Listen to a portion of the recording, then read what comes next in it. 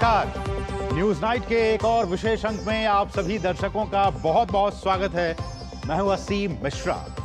आज के इस बुलेटिन में न्यूज नाइट में हम बात करेंगे आंध्र प्रदेश की, हम बात करेंगे ओडिशा की और साथ ही साथ हम बात करेंगे अरुणाचल प्रदेश की भी। वो इसलिए क्योंकि आंध्र प्रदेश में जहां एन चंद्रबाबू नायडू ने मुख्यमंत्री पद की शपथ ली और प्रधानमंत्री भी इस बहुत ही खास मौके पर वो मौजूद थे, और साथ ही साथ ओडिशा में भी नई सरकार की स्थापना गठन हो गया है।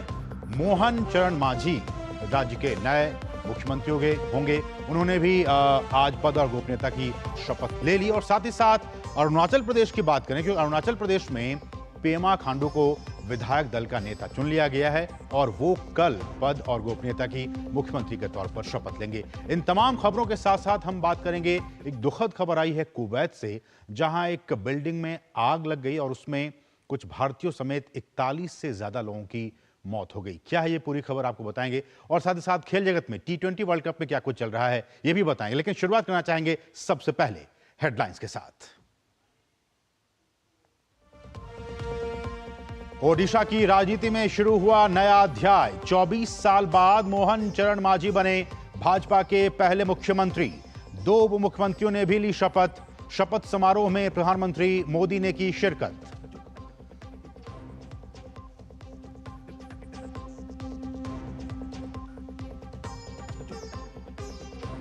एन चंद्रबाबू नायडू ने चौथी बार ली आंध्र प्रदेश के मुख्यमंत्री पद की शपथ। पवन कल्याण बने उप मुख्यमंत्री। नारा लोकेश समेत कई मंत्रियों ने ली भी शपथ। पीएम मोदी समेत कई केंद्रीय मंत्री समारोह में हुए शामिल।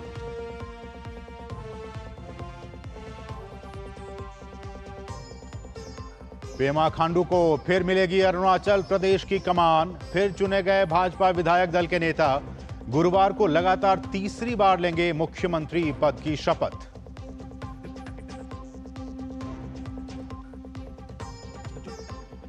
चौबीस जून से शुरू होगा 18वीं लोकसभा का पहला सत्र। 3 जुलाई तक चलने वाले इस सत्र के दौरान लोकसभा अध्यक्ष के चुनाव के साथ साथ राष्ट्रपति के अभिभाषण पर होगी चर्चा। राज्यसभा का सत्र भी 27 जून से 3 जुलाई तक चलेगा।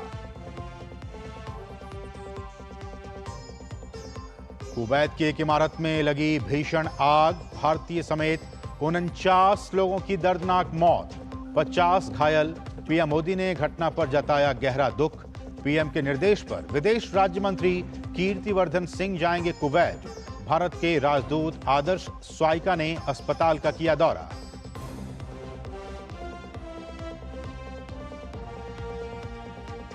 सरकार गठन के बाद पीएम मोदी गुरुवार को पहली विदेश यात्रा पर होंगे रवाना। इटली में 13 से 15 जून तक होने वाले G7 शिखर सम्मेलन में लेंगे हिस्सा। कई देशों के प्रमुखों के साथ करेंगे द्विपक्षीय बैठक।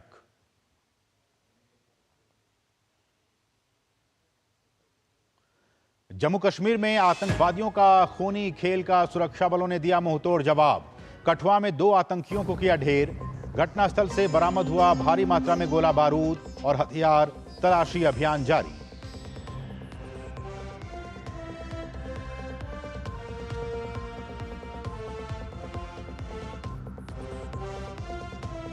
पानी की किल्लत से दिल्ली हुई बेहाल। सुप्रीम कोर्ट ने केजरीवाल सरकार को लगाई फटकार।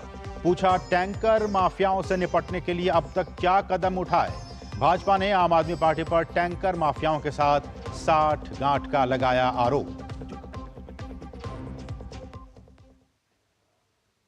और शुरुआत आज की सबसे अहम खबरों के साथ भुवनेश्वर में। जी हां, ओडिशा की राजधानी भुवनेश्वर में मोहन चरण मांझी ने ओडिशा के मुख्यमंत्री पद की शपथ ली। ओडिशा के राज्यपाल रघुवर दास ने उन्हें पद और गोपनीयता की शपथ दिलाई। शपथ ग्रहण समारोह के मौके पर प्रधानमंत्री नरेंद्र मोदी ने सीएम मोहन चरण मांझी का उत्साहवर्धन किया। इस मौके पर पीएम मोदी के साथ रक्षा मंत्री राजनाथ सिंह, नितिन गडकरी, जेपी नड्डा, अमित शाह के अलावा उत्तर प्रदेश, गुजरात, छत्तीसगढ़, मध्य प्रदेश, असम, हरियाणा, गोवा और उत्तराखंड के मुख्यमंत्री भी मौजूद थे।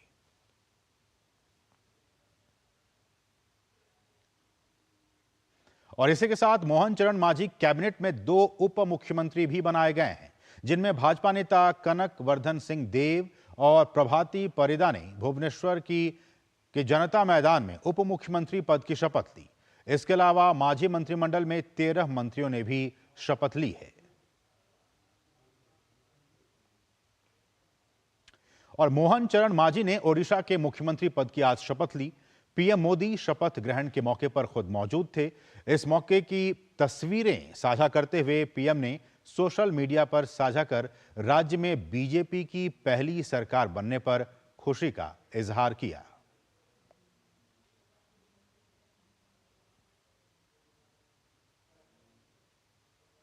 और पीएम ने सोशल मीडिया एक्स पर लिखा कि ये ओडिशा में एक ऐतिहासिक दिन है। ओडिशा की मेरी बहनों और भाइयों के आशीर्वाद से बीजेपी ओडिशा राज्य में अपनी पहली सरकार बना रही है। मैं भुवनेश्वर में शपथ ग्रहण समारोह में शामिल हुआ। मुख्यमंत्री के रूप में शपथ लेने पर श्री मोहन चरण मांझी और श्री कनक वर्धन सिंह देव और श्रीमती को बधाई। प्रभाती परिदा ने डिप्टी सीएम पद की शपथ ली। मंत्री पद की शपथ लेने वाले अन्य लोगों को भी बधाई। महाप्रभु, मुझे विश्वास है कि जगन्नाथ के आशीर्वाद से ये टीम ओडिशा में रिकॉर्ड विकास करेगी और अनगिनत लोगों के जीवन में सुधार करेगी।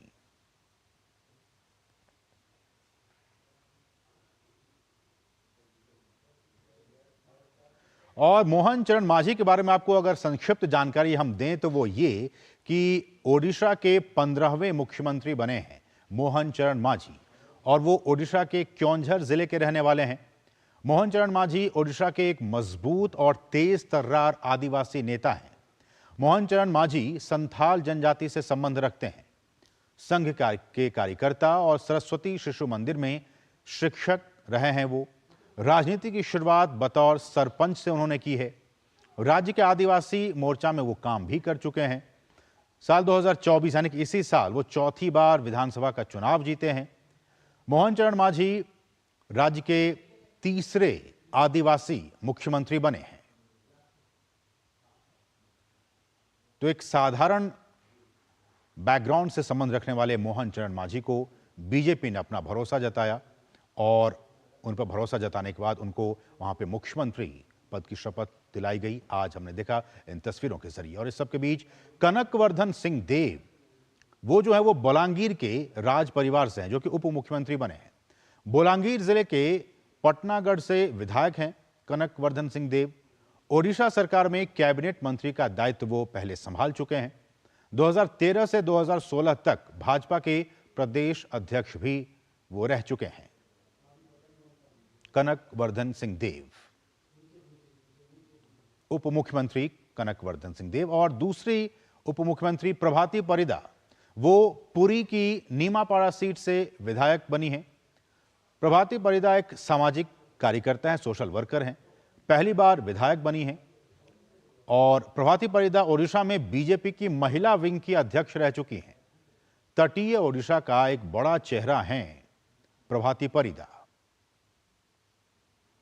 तो मोहन चरण मांझी मुख्यमंत्री और उनके साथ 2 उप मुख्यमंत्री ने आज पद और गोपनीयता की शपथ ली, जहां खुद प्रधानमंत्री नरेंद्र मोदी भुवनेश्वर के जनता मैदान में मौजूद थे। एक लंबे इंतजार के बाद 24 साल की जो बीजेडी सरकार थी उसको उखाड़ फेंकने का काम बीजेपी ने इस बार किया है। और अब बात करेंगे आंध्र प्रदेश की। जी हां, एक और राज्य जहां आज एक और मुख्यमंत्री ने शपथ ली है। तेलुगु देशम पार्टी के सुप्रीमो चंद्रबाबू नायडू ने आंध्र प्रदेश के मुख्यमंत्री के तौर पर आज शपथ ली। राज्यपाल ने उन्हें पद और गोपनीयता की शपथ दिलाई। चंद्रबाबू नायडू ने चौथी बार मुख्यमंत्री पद की कमान संभाली है। शपथ ग्रहण समारोह में पीएम मोदी, केंद्रीय गृह मंत्री अमित शाह समेत कई दूसरे नेता भी शामिल हुए। इस मौके पर पीएम ने चंद्रबाबू नायडू को गले लगाकर शुभकामनाएं दी। आप इन तस्वीरों में देख सकते हैं। टीडीपी, बीजेपी और जनसेना वाले एनडीए ने विधानसभा की 175 में से 164 सीटें जीतकर भारी बहुमत हासिल किया है।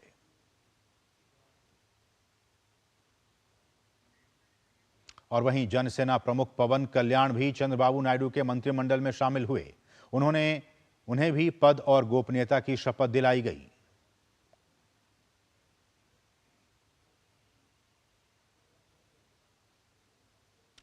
तो आज का दिन 2 राज्यों के लिए बहुत ही महत्वपूर्ण रहा। एक तरफ ओडिशा और दूसरी तरफ आंध्र प्रदेश।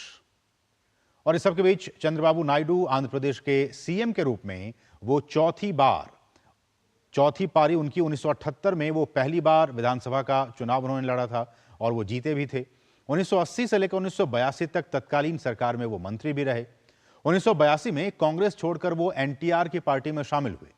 एनटीआर सरकार में वित्त जैसे अहम विभाग को भी उन्होंने संभाला और 1995 में पहली बार वो मुख्यमंत्री बने, एन चंद्रबाबू नायडू। तो ये कुछ अहम हम आपको बता रहे हैं किस तरह से, चाहे वो ओडिशा की बात हो या फिर आंध्र प्रदेश की बात हो, इन दोनों ही राज्यों में एक नई सरकार आज अस्तित्व में आई। ओडिशा में मोहन मांझी की बात हो और उनके साथ 2 उप मुख्यमंत्री ने भी आज शपथ ली। और वहीं हम आपको इस वक्त बता रहे हैं आंध्र प्रदेश की। आंध्र प्रदेश में एन चंद्रबाबू नायडू ने और उनके साथ हमने कहा कि जिस तरह से पवन कल्याण, उन्होंने भी उप मुख्यमंत्री पद की शपथ ली। तो बहुत ही महत्वपूर्ण, और ये कि चौथी बार ये मुख्यमंत्री बने हैं एन चंद्रबाबू नायडू। लगातार हम आपको बता रहे हैं किस तरह से उनकी सियासी पारी रही है। 1982 में कांग्रेस छोड़कर वो एनटीआर की पार्टी में शामिल हुए और इस तरह से उनकी जो राजनीतिक करियर जो है वो उनकी शुरुआत हुई। लेकिन सबसे अहम बात ये, और हम आपको जो बताना चाह रहे हैं वो ये कि चाहे वो आंध्र प्रदेश हो या फिर ओडिशा हो, बीजेपी बीते सालों में किस तरह से यहां पे अपनी मौजूदगी दर्ज कराती रही है और धीरे धीरे लगातार अपनी पैठ जो है वो मजबूत करती जा रही है, अपनी पकड़ को मजबूत करती जा रही है। हम आपको कुछ ग्राफिक्स दिखाने की कोशिश कर रहे हैं वीडियो वॉल के जरिए और आपको समझाएंगे कि भाजपा का जो मिशन दक्षिण है और साथ साथ ओडिशा को हमने इसमें ऐड कर लिया, ये क्या है और किस तरह से भाजपा ने यहां अपनी प्रेजेंस को और भी मजबूत किया है। सबसे पहले केरल, दक्षिण भारत का एक बहुत ही अहम राज्य।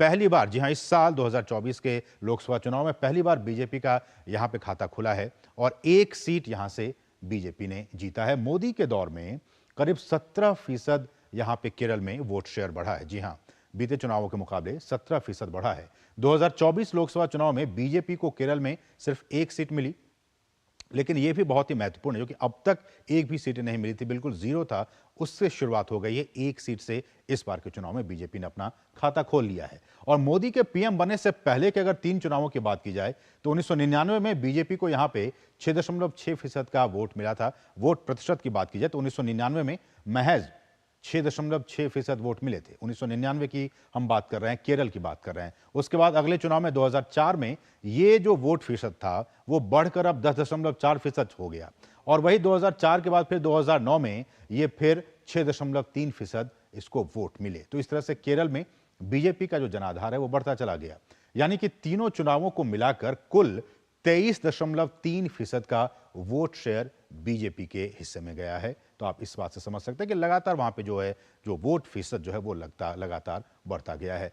और इसके बाद जब प्रधानमंत्री बने 2014 में पीएम मोदी, तो 2014, 2019 और 2024 में बीजेपी पीएम मोदी के चेहरे पर लोकसभा चुनाव में उतरी इन राज्यों में, दक्षिण भारत में। और केरल की बात हम कर रहे हैं तो यहां पे 2014 में उसे 10.5% वोट प्रतिशत मिला। 2019 में 13%, फिर उसमें बढ़ोतरी हुई 10.5 से 13%, और 2024 में इस बार 16.68%, यानी कि लगभग 17% उनको वोट मिले हैं। तो केरल में लगातार बीजेपी का वोट प्रतिशत जो बढ़ता जा रहा है, यानी कि 3 चुनावों को मिलाकर कुल 40.18% वोट मिला है केरल की बात की जाए तो।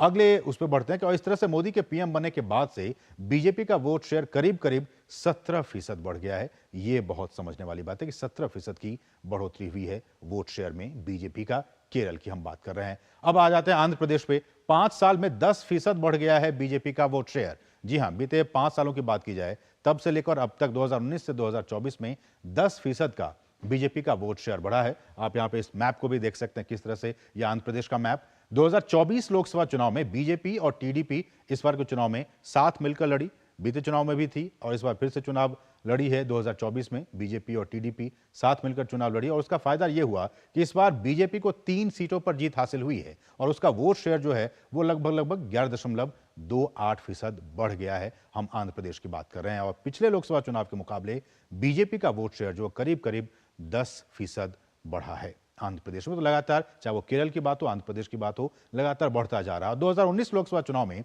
बीजेपी को कोई यहां पे सीट नहीं मिली थी और वोट शेयर जो है वो फिसल कर 1% पर पहुंच गया था, लेकिन अब उसमें उछाल देखा जा रहा है इस बार के 2024 के लोकसभा चुनाव में। अब बात करते हैं पूर्वी राज्य ओडिशा की। आप देख सकते हैं कि 10 साल में 20 गुना हो गया है बीजेपी का सांसद। बताएंगे कैसे हुआ। 10 साल में 2014-2024 में 20 गुने हो गए हैं बीजेपी के सांसद। और कैसे हम आगे ओडिशा का मैप आपके सामने में, और इसमें क्या कुछ किस तरह से 2014 के लोकसभा चुनाव की बात की जाए तो यहां बीजेपी को 21 वहां पे लोकसभा की सीटें हैं, उसमें से सिर्फ 1 सीटें मिली थी। 21 में से सिर्फ 1 सीटें, हम 2014 की बात कर रहे हैं। लेकिन उसके बाद से किस तरह से परिवर्तन हुआ। इस बार के लोकसभा चुनाव में बीजेपी को तो 21 में से 20 सीटें हासिल हो गई, मानी क्लीन स्वीप करने का काम किया है वहां पे। बीजेडी को वहां पे सत्ता से उखाड़ फेंकने का काम किया और 21 में से 20 सीटें बीजेपी वहां पे जीत गई। यानी कि 95% सीटों पर इस वक्त बीजेपी काबिज हो गई है। ओडिशा में 95% सीटों पर बीजेपी इस वक्त काबिज है, एक सीट को छोड़कर जो कि कांग्रेस के खाते में गई है। बीजेपी बिल्कुल जीरो वहां पे हो गई है। इसका मतलब कि पिछले 10 सालों में बीजेपी की सीटें 20 गुना बढ़ गई है। कहां एक थी और कहां अब हम 20 पे पहुंच गए हैं, बीजेपी पहुंच गई है। तो ये हम कह रहे हैं कि 20 गुना उसमें बढ़ोतरी हुई है। ओडिशा की बात कर रहे हैं तो ये कुछ अहम तथ्य। और तटीय राज्य हमारे जो हैं, जैसे कि हमने ओडिशा की बात की, आंध्र प्रदेश की हमने बात कही, तमिलनाडु और केरल की बात करें तो यहां देखिए 2024 इस साल की अगर हम बात करें तो कुल सीटें ओडिशा में 21, बीजेपी ने 20 सीटें वहां जीती हैं और जो मत प्रतिशत है वो 45.34% वो उसका मत प्रतिशत है। आंध्र प्रदेश में देख लीजिए 25 वहां पे लोकसभा की सीटें हैं, उसमें से 3 सीटें बीजेपी जीती है और इस तरह से 11.28% मत प्रतिशत। तमिलनाडु की बात की जाए इस बार एक भी सीट नहीं जीत पाई, 39 सीटें वहां पे हैं और वहां पे 11.24%, जो कि लगातार हम आपको इस वक्त नहीं बता पा रहे हैं, लेकिन जो पिछले आंकड़े 2019 के उनसे ज्यादा इजाफा इन तमाम वोट प्रतिशत में हुआ है। उसके बाद केरल में 20 सीटें हैं, इस बार बीजेपी ने खाता खोला है और जो वोट परसेंट है वो 16.68% है। तो आप समझ सकते हैं इस तरह से तटीय राज्यों में लगातार बीजेपी जो है वो मजबूत होती जा रही है। हम इस पर चर्चा करेंगे कि इसके क्या कुछ है मायने, लेकिन उससे पहले रुकेंगे बहुत ही छोटे से ब्रेक के लिए। आप देखते रहिए DD news.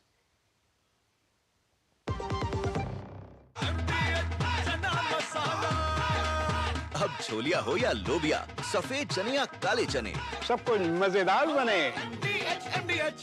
Doctor ortho oil के रेगुलर मसाज से जॉइंट हेल्थी रहते हैं। और अगर प्रॉब्लम बहुत पुरानी है तो डॉक्टर ऑर्थो कैप्सूल्स साथ लेना ना भूलें। अब दर्द भी घुटने टेकेगा। बात जब पीढ़ियों के लिए बनने वाले घर की हो तो जिम्मेदारी बड़ी हो जाती है। गैलेंट समझता है ये जिम्मेदारी। अब डबल एम रिब्स के साथ गैलेंट एडवांस टीएमटी रीबार, निर्माण का रियल हीरो। Payment fail? लेकिन पैसे तो कट गए। गई मेरी मेहनत की कमाई। हो जाएगी भरपाई, चिंता मत कर मेरे भाई। अगर डिजिटल ट्रांजैक्शन फेल हो जाए और अकाउंट से पैसे कट जाएं, तो बैंक समय से पैसे लौटा देगा, वरना कॉम्पनसेशन का है प्रावधान। नहीं तो आरबीआई के ओम्बुड्समैन को शिकायत करें आप। या बिल, मेरी फीस। आरबीआई कहता है जानकार बनिए, सतर्क रहिए। स्वाद से सबको दीवाना कर दे। पता का चाय, गजब का स्वाद। वो मिस्टर विकास की फाइल आप पॉलिसी बाजार। मैम, आपका हेल्थ इंश्योरेंस क्लेम अप्रूव हो गया है, अब आप सर को घर ले जा सकती हैं। क्लेम के टाइम पे हमेशा आपकी हेल्प को तैयार। पॉलिसी बाजार, 1 करोड़ का हेल्थ इंश्योरेंस सिर्फ 390 रुपए महीने से शुरू। Curiosity can take you to some out of the world places. Curious about this place? Scan this QR code before I take it off with my Seat tires. Seat, crafted for the curious. जीरा से प्यास बुझाए, digestion के लिए मस्त, शरीर में नमक पानी का बैलेंस बनाए।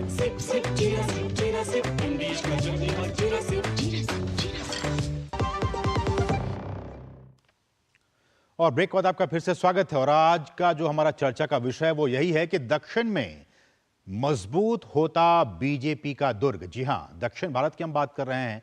दक्षिण भारत में किस तरह से बीजेपी लगातार मजबूत होती जा रही है, उसका जो दुर्ग है वो किस तरह से मजबूत होता जा रहा है और इसके पीछे क्या कुछ कारण है, आज हम इस पर हम विशेष चर्चा करेंगे। और हमारे साथ इस चर्चा में 2 बहुत ही खास मेहमान हमारे साथ जुड़ चुके हैं। हमारे साथ आशुतोष मिश्रा भी जुड़ेंगे जो कि ओडिशा के जानकार हैं। आशुतोष जी, आपका बहुत बहुत स्वागत है। और दक्षिण भारत में हम बात करेंगे ओडिशा की भी इस चर्चा में, चूंकि वहां भी अच्छी खासी जीत हुई है बीजेपी की। और उस हमारे साथ जो पी पुलाराव हैं, जो कि वरिष्ठ पत्रकार हैं, वो दक्षिण भारत की बात बताएंगे, खासकर आंध्र प्रदेश की। आप दोनों ही मेहमानों का बहुत बहुत स्वागत। शुरुआत पुलाराव सर आपसे मैं करना चाहूँगा। जैसे कि हमने ग्राफिक्स के नज़रिए बताया कि लगातार 2000 मैंने बीते 10 वर्षों की बात की जाए या फिर 15 वर्षों की बात की जाए, दक्षिण भारत के तमाम राज्यों में, चाहे वो आंध्र प्रदेश हो, केरल हो, तमिलनाडु हो, इन तमाम राज्यों में बीजेपी अपनी पैठ अच्छी पकड़ती जा रही है।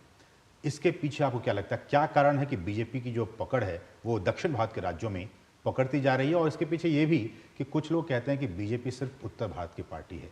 इस बार के चुनाव में हमने केरल से अपना खाता खोल लिया, जहां कि अब तक बिल्कुल जीरो थे। क्या कारण आपको लगता है?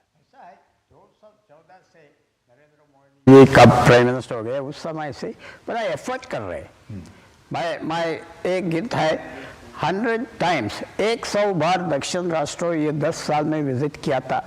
और सारा बीजेपी लीडरशिप हर महीने केरला, तमिलनाडु, आंध्रा, तेलंगाना आते रहते हैं, मीटिंग्स एड्रेस करता है। फेमिलियर नाम हो गया नरेंद्र मोदी जी वहाँ दक्षिण में। और एक थोड़ा सीक्रेट है, कहा किस राष्ट्र में बीजेपी सारा सीट अकेला वो कंटेस्ट करते हैं, वो डेफिनेटली वो परसेंटेज बढ़ता रहते हैं। केरला, तमिलनाडु, तेलंगाना एक अच्छा एग्जाम्पल है। अब कहने का मतलब जितनी भी लोकसभा की सीटें हैं सब पे वो अपने कैंडिडेट को खड़ा करती है। सो इसलिए तेलंगाना में 8 कैंडिडेट्स जीत गए।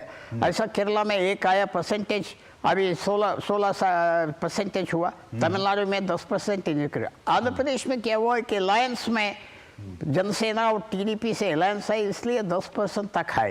ये 3 राष्ट्र ये बेसिकली हर साल में 1% इंक्रीज होता रहता है। पहले वो राष्ट्र में रीजनल पार्टीज है, दूसरे पार्टी एंट्रेंस्ड पार्टीज है। सो धीरे धीरे से वोट परसेंटेज इंक्रीज होता है और स्टेडी काम चाहिए। और वो 10 साल से बीजेपी कर रहे हैं ये सारा दक्षिण में। इमीडिएट रिजल्ट्स सारा लोग सोचते हैं इस बार सीट आ जाएगा तमिलनाडु में, इस बार आ जाएगा केरला में, ये मुश्किल है। हर साल 1%, हर साल 3 नया वोटर्स इलेक्टरल लिस्ट में आ रहे हैं, इसमें 1 वोट सिक्योर हो रहे हैं बीजेपी को 3 में। तो टाइम लगते हैं। आपका एक इश्यू याद है 1951 में भी जनसंघ फॉर्म हुआ। 40 साल के बाद उत्तर प्रदेश में पहले बार गवर्नमेंट किया था। 40 साल लगाया। सो दक्षिण में भी ऐसा स्लो एंड स्टडी वो कर रहे। सो हर साल इंक्रीज होता रहते हैं बीजेपी का। और फेमिलियर नाम हो गया नरेंद्र मोदी जी दक्षिण में। मैं यही जानना चाह रहा था पुलाराव सर कि बीजेपी धीरे धीरे, आपने कहा कि धीरे धीरे ही 1951 के बाद से 40 साल लग गया बीजेपी को गवर्नमेंट फॉर्मेशन में यूपी में। आपने कहा कि बिल्कुल स्लोली बीजेपी काम कर रही है, अपनी पकड़ को, अपनी जो वहाँ पे स्थिति है उसको काफ़ी मजबूत कर रही है। ऐसे में जो चेहरा है बीजेपी के सामने वो पीएम मोदी का है। आपको लगता है कि पीएम मोदी और नरेंद्र मोदी का खुद का जो अपना एक व्यक्तित्व है, उसकी वजह से लोग अब बाकी पार्टियों को छोड़कर बीजेपी को ज़्यादा भरोसेमंद और ज़्यादा एक्सेप्टेंस जो उनकी बढ़ती जा रही है? एक्सेप्टेंस इंक्रीज हो गया, नो डाउट अबाउट इट। और दूसरे कम्युनिटीज में भी केरला पहले बार वोट कर रहे हैं बीजेपी को। एक्सेप्टेंस कैसा होते हैं, नेशनली बीजेपी का एक्सेप्टेंस है, विजय आ रहे हैं, दक्षिण में देख रहे हैं और ये एक स्टेडी काम कर रहे हैं। मेरा व्यू है ये एक बार करके नहीं है, स्टेडी काम। बीजेपी वर्कर्स भी आया नया जनरेशन में। और एक एस्पेक्ट भी है, ट्रेडिशनल पार्टीज में ये ट्राइबल्स का, बीसीस का ऐसा लोकल लीडरशिप पोजीशंस नहीं मिलते, बीजेपी दे रहे। तेलंगाना में ऐसा सीक्रेट है, दोनों पार्टीज कांग्रेस और बीआरएस बड़ा पार्टी है, सांप्रदायिक लीडरशिप सारा वहाँ बैठा। सो नया लीडरशिप का जगह कहाँ मिलेगा, बीजेपी मिल रहे। तो इसलिए तमिलनाडु में भी ऐसा हो रहा है, नया ऑल्टरनेट। वहाँ की जो जनता आप कह रहे हैं कि वहाँ की जो पब्लिक है, जो वोटर्स हैं, वो एक ऑल्टरनेट देख रही है कि जो रीजनल पार्टीज हैं अगर हम उनको वोट ना दें तो हमारे पास और कौन सी पार्टी बचती है, और कौन सी पार्टी बचती है उसमें बीजेपी सबसे बड़ी दावेदार के तौर पे वहाँ पे है कि अगर आपको वोट नहीं देना है, अगर वहाँ की लीडरशिप से आप काफ़ी निराश हैं, नाराज़ हैं, तो आप बीजेपी में आइए। बीजेपी में आपकी बातों को सुना जाएगा, समझा जाएगा और उस पर काम किया जाएगा। ये एक ऑल्टरनेटिव पार्टी हो गया। आप बात करें, मैं आपके पास आऊँगा। आशुतोष जी, अब मैं आपका रुख करना चाहूँगा। और हमने कहा कि जैसे कि आंध्र प्रदेश में आज एन चंद्रबाबू नायडू वहां पे उनका शपथ ग्रहण हो गया, ओडिशा में भी 24 साल की बीजेडी की सत्ता को उखाड़ फेंकने का काम इस बार बीजेपी ने किया है। मेरा सवाल यही कि जिस तरह से चाहे वो जितने भी तटीय राज्य हैं, हमने आज इसी पे फोकस किया, चाहे वो आंध्र प्रदेश की बात हो, केरल की बात हो, तमिलनाडु की बात हो, आंध्र प्रदेश की बात हो, ओडिशा की बात हो, इन तमाम राज्यों में बीजेपी अब लगातार धीरे धीरे अपनी पकड़ जो है वो मजबूत करती जा रही है। आपको लगता है कि इसके पीछे क्या कुछ कारण हैं कि बीजेपी को यहाँ स्पेस मिल रहा है?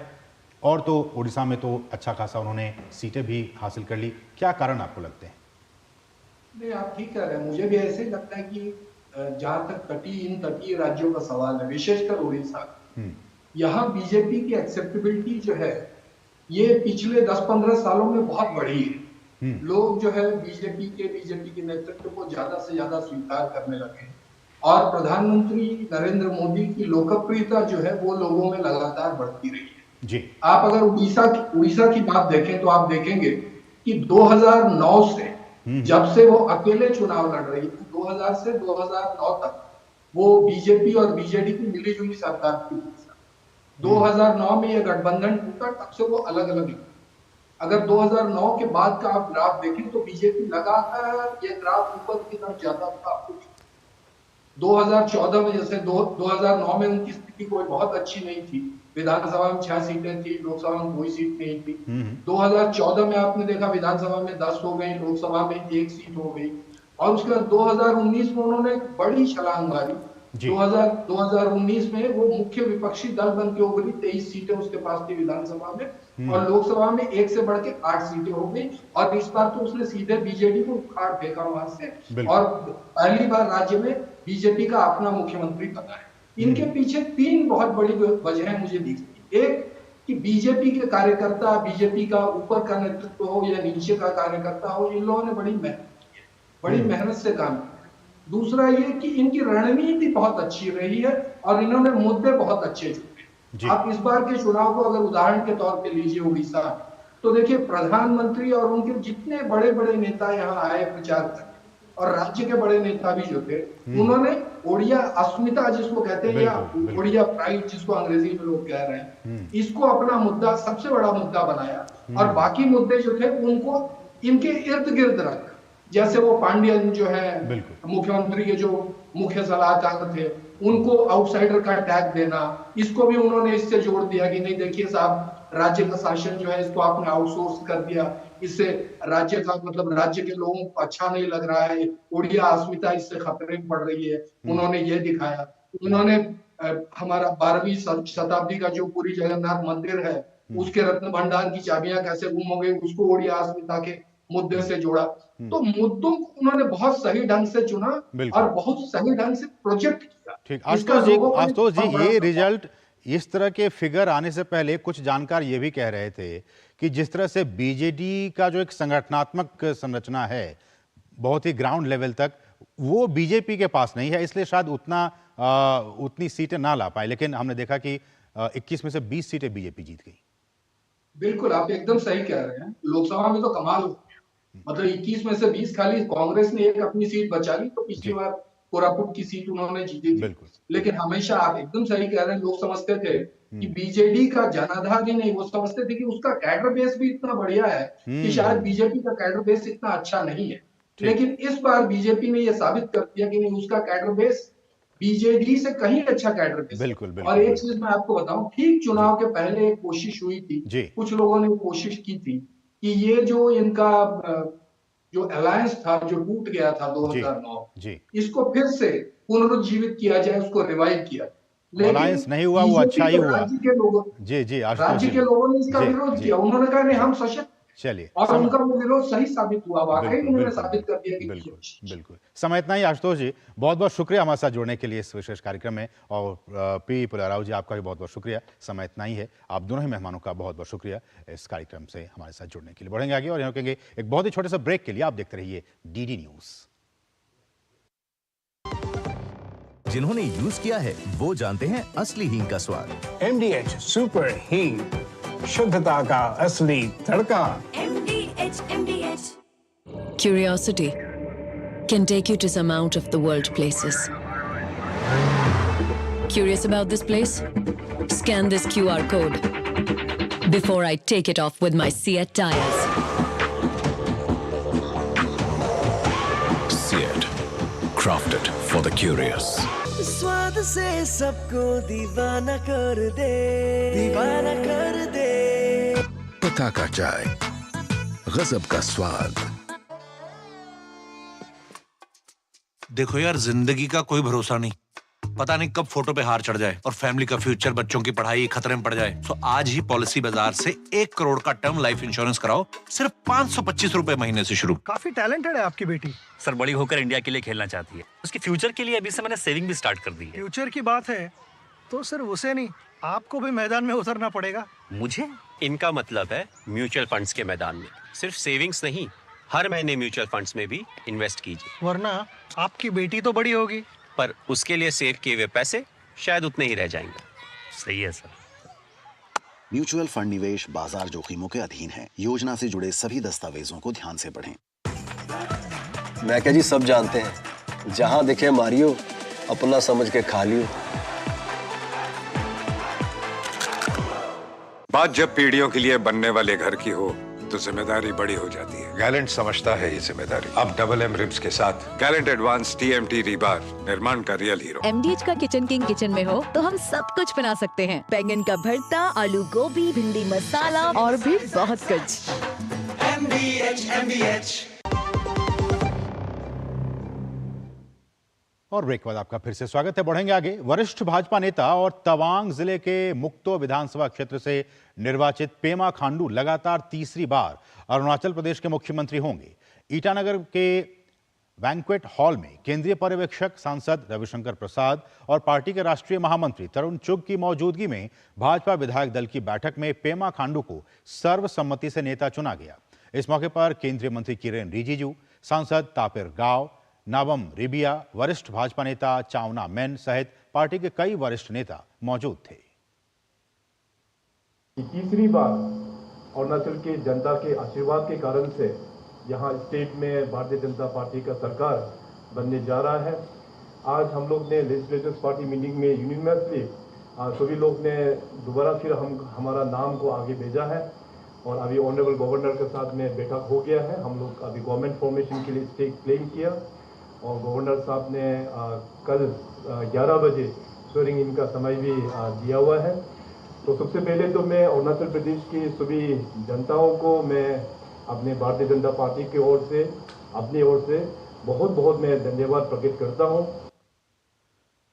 और पेमा खांडू कल मुख्यमंत्री पद की शपथ लेंगे। राज्यपाल KT Patnaik DK convention hall Itanagar में आयोजित शपथ ग्रहण समारोह में मुख्यमंत्री और उनके मंत्रिमंडल के सदस्यों को पद और गोपनीयता की शपथ दिलाएंगे। गौरतलब है कि 60 सीटों के अरुणाचल विधानसभा चुनाव में भाजपा को 46 सीटों पर जीत हासिल हुई थी।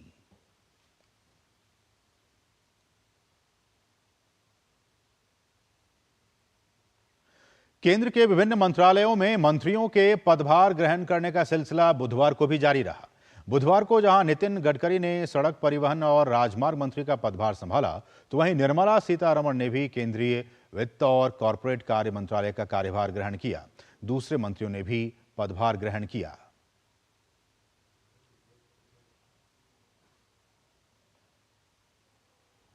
और दक्षिणी कुवैत के मंगाफ शहर में 6 मंजिला इमारत में लगी भीषण आग में करीब 49 लोगों की मौत हो गई है और 50 से ज्यादा लोग जख्मी हो गए हैं। पीएम मोदी ने घटना पर गहरा दुख व्यक्त किया है। प्रधानमंत्री के निर्देश पर विदेश राज्य मंत्री कीर्तिवर्धन सिंह कुवैत जा रहे हैं। कुवैत में भारतीय राजदूत ने अल अदन अस्पताल का दौरा किया। दक्षिणी कुवैत के मंगाफ शहर में 6 मंजिला इमारत में लगी भीषण आग में 40 से ज्यादा लोगों की मौत हो गई और वहीं 50 से ज्यादा जख्मी हो गए। जिस इमारत में आग लगी थी उसका इस्तेमाल श्रमिकों के आवास के लिए किया जाता था और हादसे के समय वहां बड़ी संख्या में श्रमिक मौजूद थे। स्थानीय समय अनुसार सुबह 6 बजे अधिकारियों को आग लगने की सूचना दी गई, जिसके बाद दर्जनों लोगों को बचाया गया, लेकिन आग से निकलने वाले धुएं के कारण दम घुटने से कई लोगों की मौत हो गई। बाद में आग पर काबू पा लिया गया। अधिकारी हादसे के वजहों की जांच कर रहे हैं। कुवैत के उप मुख्यमंत्री शेख फहाद यूसुफ सऊद अल सबा ने घटनास्थल का दौरा कर हालात का जायजा लिया। उन्होंने रियल एस्टेट मालिकों पर नियमों का उल्लंघन करने के आरोप लगाए और उनके लालची रवैये को इस हादसे के लिए जिम्मेदार ठहराया। दुर्भाग्य से संपत्ति मालिकों का लालच इन मामलों का कारण बनता है। मैंने नगर पालिका के निदेशक को बुलाया है और हम सभी संपत्ति मालिकों से भी बात करेंगे। संपत्ति से संबंधित किसी भी उल्लंघन को जल्दी हटा दिया जाएगा। मामले में जांच के बाद सख्त कार्रवाई भी की जाएगी। कुवैत में भारत के राजदूत आदर्श स्वाइका ने अल अदन अस्पताल का दौरा किया, जहां हादसे में जख्मी हुए 30 से अधिक भारतीय श्रमिकों को भर्ती कराया गया है। उन्होंने कई मरीजों से मुलाकात की और उन्हें दूतावास की ओर से हर संभव मदद का आश्वासन दिया। दूतावास ने एक इमरजेंसी हेल्पलाइन नंबर 965655052446 भी शुरू किया है। प्रधानमंत्री नरेंद्र मोदी ने भी इस घटना पर दुख जताते हुए सोशल मीडिया मंच एक्स पर लिखा, कुवैत शहर में आग लगने की घटना दुखद है। मेरी संवेदनाएं उन सभी के साथ है जिन्होंने अपने प्रियजनों को खोया है। मैं प्रार्थना करता हूं कि घायल जल्द से जल्द ठीक हो जाएं। कुवैत में भारतीय दूतावास स्थिति पर बारीकी से नजर रख रहा है और पीड़ितों की सहायता के लिए वहां के अधिकारियों के साथ काम कर रहा है। विदेश मंत्री डॉक्टर एस जयशंकर ने भी इस हादसे पर गहरा दुख जताया है और हादसे में पीड़ित परिवारों के प्रति गहरी संवेदना जताई है। साथ ही घायलों के शीघ्र स्वास्थ्य होने की कामना की है। एस जयशंकर ने भरोसा दिलाया कि भारतीय दूतावास इस संबंध में सभी पीड़ित पक्षों को पूरी सहायता प्रदान करेगा।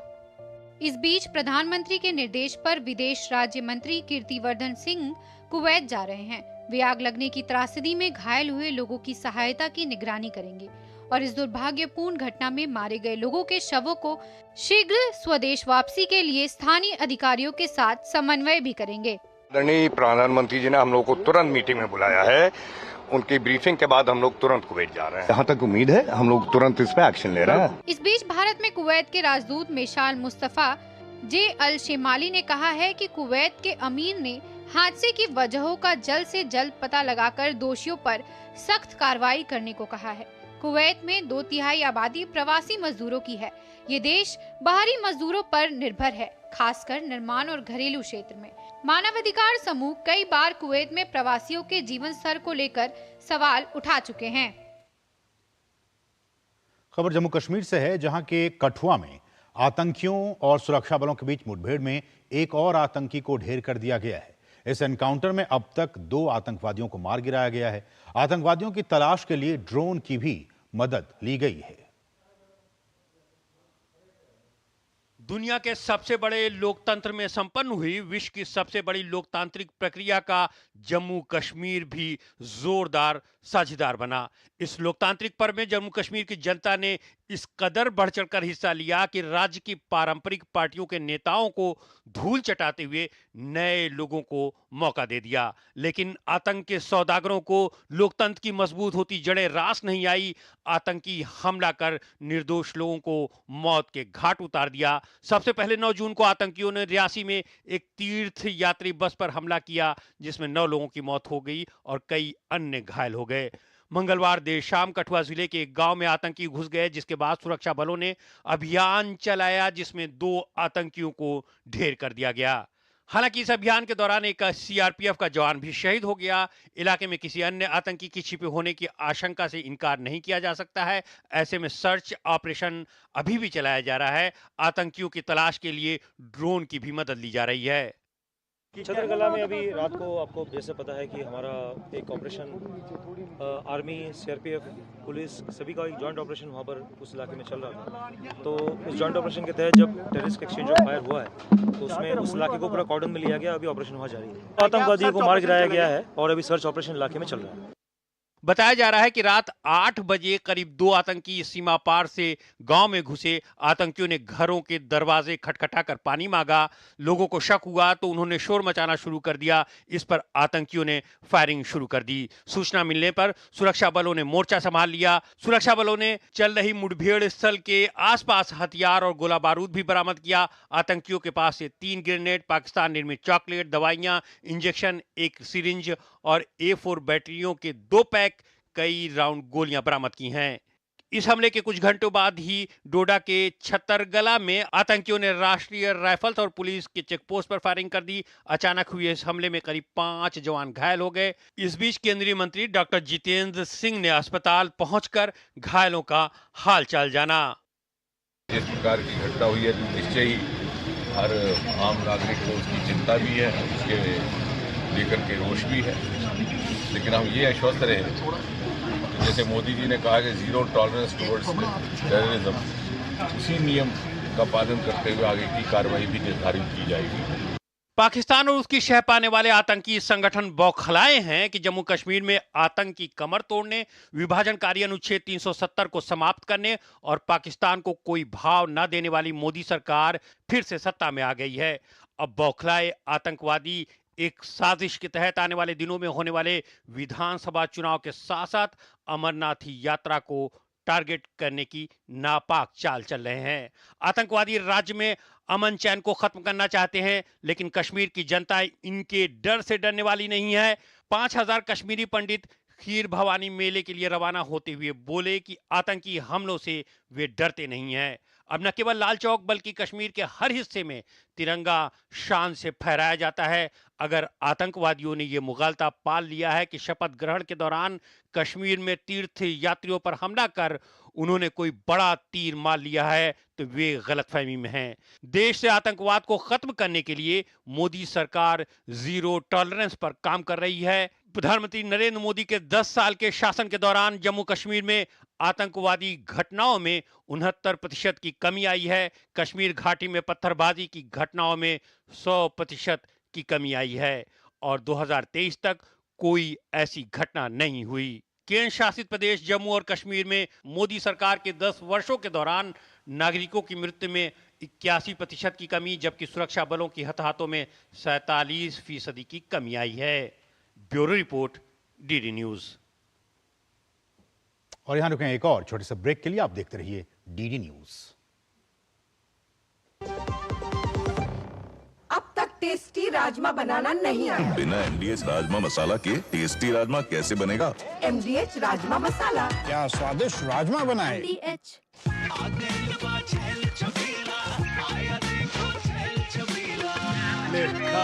अच्छा भैया, मेरी गाय को भी अपने हाथों से चारा खिला दो। अरे खिलाई देते हैं।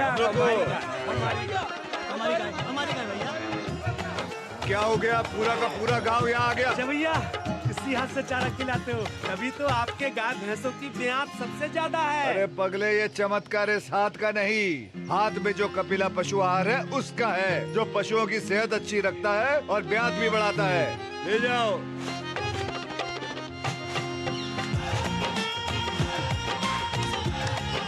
कपिला, देश का नंबर 1 पशु आहार। शुक्ला बता रहा था आपके बाबूजी ने जायदाद का कुछ हिस्सा नौकर के नाम कर दिया। अब नौकर हर काम अपना घर समझ के करेगा। समरकूल, जो हर दिल करे कबूल।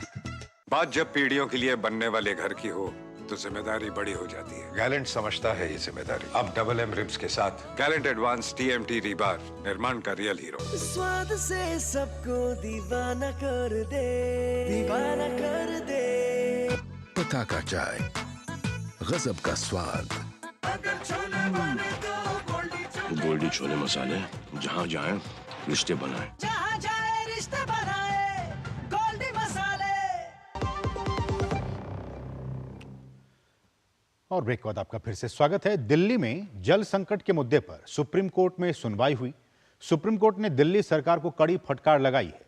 सुप्रीम कोर्ट ने दिल्ली सरकार से पूछा कि आपने टैंकर माफियाओं के खिलाफ क्या एक्शन लिया है।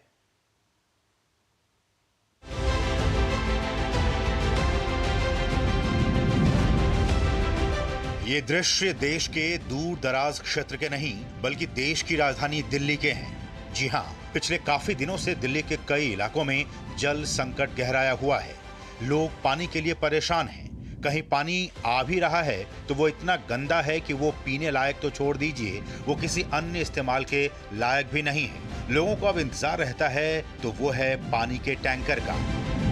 देश की राजधानी दिल्ली के कई इलाके इन दिनों जल संकट से जूझ रहे हैं। ऐसे में आप देख सकते हैं किस तरह से जो टैंकर हैं उनके जरिए पानी की सप्लाई की जा रही है। कुछ लोग हमारे साथ हैं, बात करते हैं। पानी के लिए तो दिक्कत ही दिक्कत है। टैंकर का इंतजार तो मतलब देखते ही रहते हैं। अब कम से कम 50 पब्लिक खड़ी हुई है। 3-4 दिन से परेशान है। लड़ाई भी करते हैं पानी के लिए, कोई नहीं भरने देता। हमने लाइन भी नहीं जुड़वाने दी। 3-4 दिन से हम परेशान है पानी के लिए। पानी के लिए तो बहुत दिक्कत है। कहाँ ले मोर पानी खरीदे? भैया पैसा वालों तो खरीद लेते हैं, लेकिन हम लोग के बस का नहीं। 20 रुपया बोतल पानी आता है। 2 साल हो गए पानी नहीं आ रहा, बिल्कुल भी जरा सा पानी आ रहा। कंप्लेंट करने जा रहे, कोई सुनता नहीं मेरी। ये समस्या कई सालों से बरकरार है। अगर पानी आए तो हम फिर टैंकर क्यों मंगाए? क्यों परेशान हो? रात भर जाके निकल जाती है हमें। 12 बजे, 3 बजे, 4 बजे। कितनी भी कंप्लेंट कर करके परेशान हो जाओ, बिल्कुल पानी नहीं आता यहाँ पे। नाले का पानी आता है एकदम बिल्कुल गंदा पानी। किसी भी टाइम चलाओ। कई बार शिकायत किया है। मेरे पास वीडियो है कम से कम 3 साल पुरानी अभी। वो वीडियो मैंने बना के और वो भी भेजा, लेकिन वो कोई सुनवाई नहीं है। मुनक नहर से दिल्ली आने वाले पानी से गायब होने वाले पानी का खुलासा करने के बाद बुधवार को भाजपा के दिल्ली प्रदेश अध्यक्ष वीरेंद्र सचदेवा और पश्चिमी दिल्ली के सांसद योगेंद्र चांदोलिया ने दिल्ली पुलिस कमिश्नर से मिलकर दिल्ली जल बोर्ड और टैंकर माफियाओं की मिलीभगत पर एफआईआर दर्ज करने की मांग की। इसके साथ ही प्रदेश अध्यक्ष ने एक और खुलासा करते हुए आम आदमी पार्टी और केजरीवाल सरकार को पानी चोर बताया। उन्होंने दिल्ली में चल रहे जल संकट पर आम आदमी पार्टी पर निशाना साधते हुए कहा कि दिल्ली की आप पार्टी सरकार दिल्ली को प्यासा मारने की साजिश कर रही है। दिल्ली जो एक एक बूंद को तरस रही है उसके लिए जिम्मेदार दिल्ली की आम आदमी पार्टी की सरकार है। जवाब देंगे आम आदमी पार्टी। सौरभ भारद्वाज, आतिशी मार लेना कि आप दिल्ली का जो प्यासा मार रहे हैं अपनी जेबें भरने के लिए आप लोगों ने अपने लोगों को इस काम पर लगा रखा है, जिसका आरोप हम बार बार लगा रहे हैं कि दिल्ली के विधायक पानी की चोरी करते हैं, पानी का व्यापार करते हैं। दिल्ली को प्यासा मारने की साजिश आम आदमी पार्टी की। दिल्ली को पानी छोड़ने की स्थिति को साफ करते हुए हिमाचल प्रदेश के मुख्यमंत्री सुखविंदर सिंह सुक्खू ने कहा है कि सुप्रीम कोर्ट को किसी ने गलत जानकारी दी है, जिसकी हम जानकारी ले रहे हैं। दिल्ली देश की राजधानी है और जल संकट में हिमाचल पूरा सहयोग कर रहा है। करार के मुताबिक 137 क्यूसेक पानी छोड़ा जा रहा है और अगर अतिरिक्त पानी भी देना पड़ेगा तो हिमाचल उसके लिए तैयार है। हमने पानी छोड़ा हुआ तो उसमें हम तो देने को तैयार है, इसमें कोई दो राय नहीं है। जब हमने पानी छोड़ने का आदेश दे दिया है और निश्चित रूप से पानी हरियाणा से होकर जाएगा, हमारा पानी कोई हम रोक के थोड़ी रखे हैं। हम तो बोलते और जितना पानी लेना, दिल्ली भी हमारी राजधानी है, इस देश के नागरिक दिल्ली में भी रहते हैं और हमारा दायित्व भी बनता ही है, ये पुल का काम भी है। तो इसमें अभी मुझे इस बारे के फैसले का पता नहीं है कि किन परिस्थितियों में उन्होंने इस बात को कहा है, और अगर ऐसी बात है तो हम उनको आश्वासन देते हैं कि हमारे पानी छोड़ा, हमने कोई रोका हुआ नहीं है।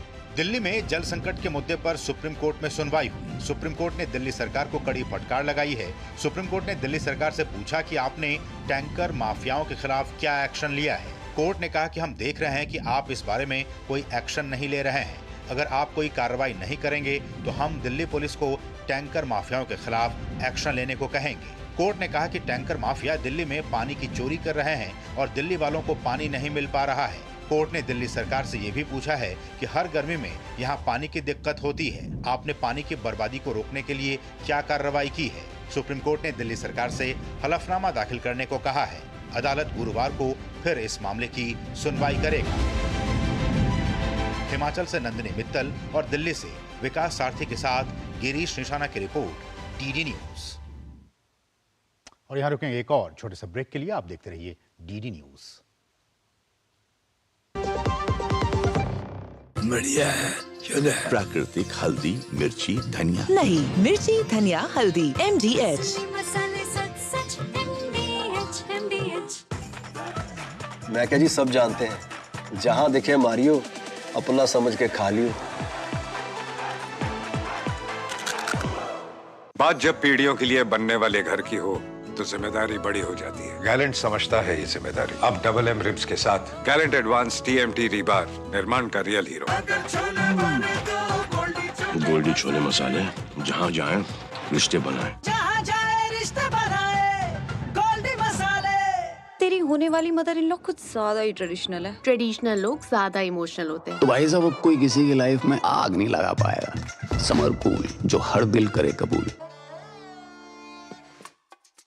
देखो यार, जिंदगी का कोई भरोसा नहीं, पता नहीं कब फोटो पे हार चढ़ जाए और फैमिली का फ्यूचर, बच्चों की पढ़ाई खतरे में पड़ जाए। तो आज ही पॉलिसी बाजार से 1 करोड़ का टर्म लाइफ इंश्योरेंस कराओ, सिर्फ 525 रुपए महीने से शुरू। घुटना, कंधा या कमर, चाहे जैसा हो दर्द, डॉक्टर ऑर्थो आपको देता है दर्द से पूरी आजादी। ये कोई टेम्पररी पेन किलर नहीं, आयुर्वेदिक औषधि है।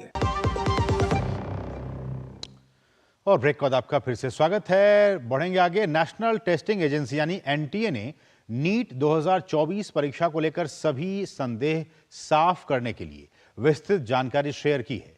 इसमें नीट परीक्षा का मतलब 5 मई को हुई परीक्षा से जुड़ी जानकारी, एनटीए का मैंडेट, परीक्षा के हाईलाइट, नीट में टॉप स्कोर करने वाले राज्य, उत्तर की आदि जानकारियां उपलब्ध हैं।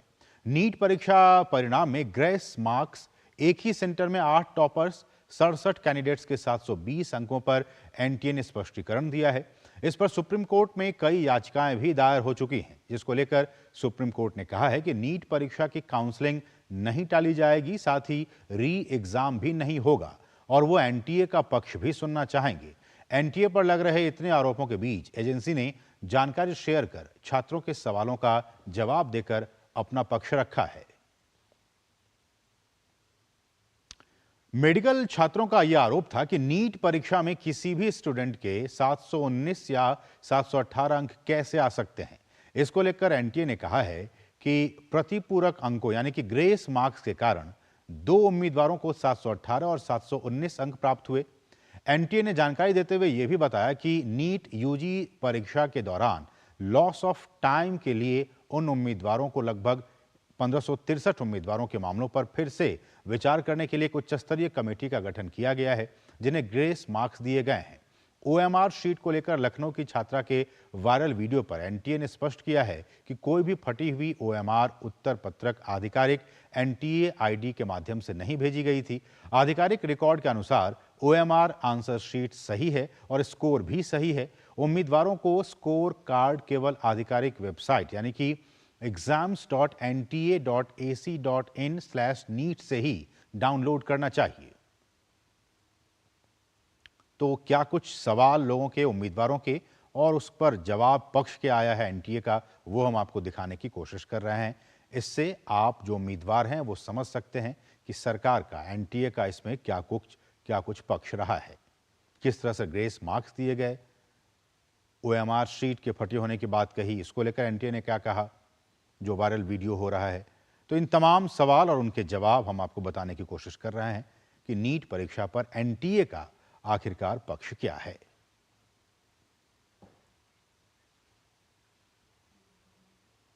और अब देखिए, सवाल यह कि क्या 1563 के अलावा कोई और उम्मीदवार था जिसे ग्रेस मार्क्स मिले हैं। तो उत्तर में यह कहा गया कि ग्रेस मार्क्स को लेकर एनटीए ने कहा है कि सिर्फ 1563 उम्मीदवारों को ही ग्रेस मार्क्स दिए गए हैं, क्योंकि परीक्षा शुरू होने में देरी हो गई है। लॉस ऑफ टाइम की वजह से इन कैंडिडेट्स को ग्रेस मार्क्स दे दिए गए थे।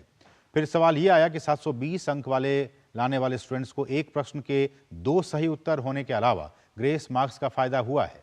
तो उत्तर में यह कहा कि दरअसल फुल मार्क्स पाने वाले 67 में से 44 ऐसे छात्र थे जिनका जवाब आंसर की चैलेंज सीट के बिल्कुल अलग था, इसलिए उनको ग्रेस मार्क्स दिए गए। बढ़ेंगे आगे, G7 की बात करेंगे। लगातार तीसरी बार प्रधानमंत्री का पदभार संभालने के बाद पीएम मोदी इटली में आयोजित G7 शिखर सम्मेलन में हिस्सा लेने के लिए गुरुवार को अपनी पहली विदेश यात्रा पर रवाना होंगी। वो 13 जून से 15 जून तक आयोजित होने वाले G7 सम्मेलन में शिरकत करेंगे। इटली के अपुलिया से हमारे सहयोगी अमृतपाल सिंह की इस रिपोर्ट को देखिए, विशेष रिपोर्ट को देखिए, और इसके साथ ही हमें दीजिए अनुमति। नमस्कार। ये प्रधानमंत्री का दूसरा विजिट होगा इटली में। जैसे आपको पता है, दोनों प्रधानमंत्री पहले मिल चुके हैं। पीएम यहाँ पे आए थे 2021 में G20 समिट के लिए, और फिर पिछले साल प्राइम मिनिस्टर मेलोनी 2 बार आई थी। इनके ये रेगुलर चर्चा और डायलॉग से बायलैटरल रिलेशंस में काफ़ी एनकरेजमेंट और मोटिवेशन मिलता है, और लीडर लेवल एंगेजमेंट से एक सिग्नल भी सारे सिस्टम में चला जाता है कि इटली और इंडिया एक दूसरे से संबंध बढ़ाना चाहते हैं। प्रधानमंत्री का पद संभालने के चंद दिनों बाद पीएम नरेंद्र मोदी 14 जून को अपनी पहली विदेश यात्रा पर इटली पहुंचेंगे। इस दौरान पीएम मोदी इटली के अपुलिया प्रांत में आयोजित होने वाले G7 शिखर सम्मेलन में शिरकत करेंगे। इटली की प्रधानमंत्री जियोर्जिया मेलोनी के आमंत्रण पर पीएम मोदी यहां आ रहे हैं। The visit assumes a significance as this will be Honorable Prime Minister's first overseas travel after assuming office in his third consecutive term. This will be India's 11th participation in G7 summit and Prime Minister Modi's 5th consecutive participation at the G7 summit. इस खूबसूरत Adriatic समुद्र के किनारे हो रहे इस सम्मेलन में दुनिया के बड़े नेता जब शिरकत करने आएंगे तो प्रधानमंत्री मोदी उनमें से एक होंगे। प्रधानमंत्री मोदी अमेरिका के राष्ट्रपति जो बाइडेन, ब्रिटेन के प्रधानमंत्री ऋषि सुनाक और इटली की प्रधानमंत्री जॉर्जिया मेलोनी से मुलाकात करेंगे। प्रधानमंत्री शुक्रवार को एक आउटरीच सेशन को भी एड्रेस करेंगे, जहां पर वो हेल्थ, फूड सिक्योरिटी और डेवलपमेंट को लेकर अपनी बात रखेंगे। पीएम मोदी G7 पार्टनर देशों के राष्ट्राध्यक्षों से भी द्विपक्षीय मुलाकात करेंगे। पीएम मोदी G7 सम्मेलन में ग्लोबल साउथ, विकास और जलवायु परिवर्तन जैसे मुद्दों पर अपनी बात रख सकते हैं। G7 दुनिया के 7 सबसे ताकतवर और विकसित देशों का समूह है, जिसके सदस्य Canada, France, Germany, Japan, Britain और अमेरिका हैं।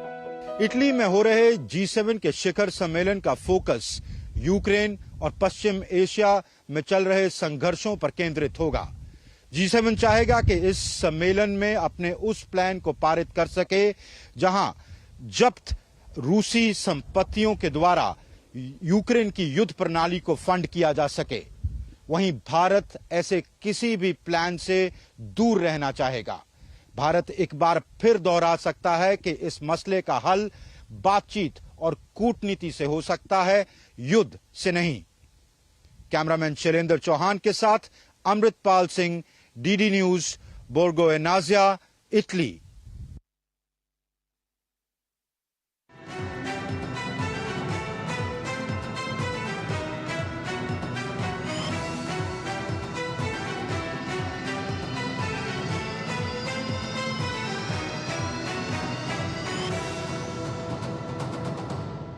न्यूज नाइट के प्रायोजक थे MDH, बढ़िया है, शुद्ध है। MDH